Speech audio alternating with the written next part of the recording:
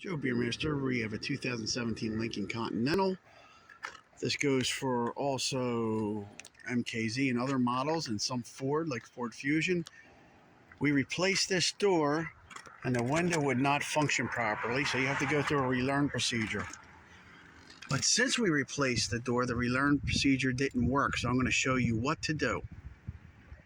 So once we installed the new door and put it together, the window wouldn't go up. It keeps bouncing like that. So the first thing you want to do is hold the button down, hold it for 10 seconds, and then do the same thing, hold it up, and hold it for 10 seconds. And then it will function properly. Otherwise, it's going to bounce up and down like this, up and down, up and down.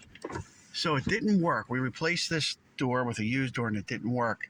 So the solution to this problem is similar to what we did on other cars. Inside this door is a control box. So we put the original control box on. I'm going to show you that now.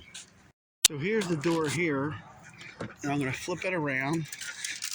And if you look on the inside, right there towards the front area, you have this control box.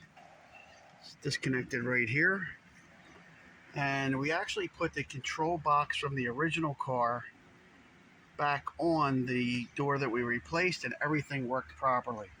So if you replace the door and the window's not working right, just replace that control box. I've seen this on other models too, that this happens with. So each car has a different relearn procedure, different models, but for this model car, this is what you want to do. Either replace the control box with the original or attempt the relearn procedure by using the buttons. That's the solutions I know, and this worked out real good. Simple solution. So, Beermaster, thanks for watching.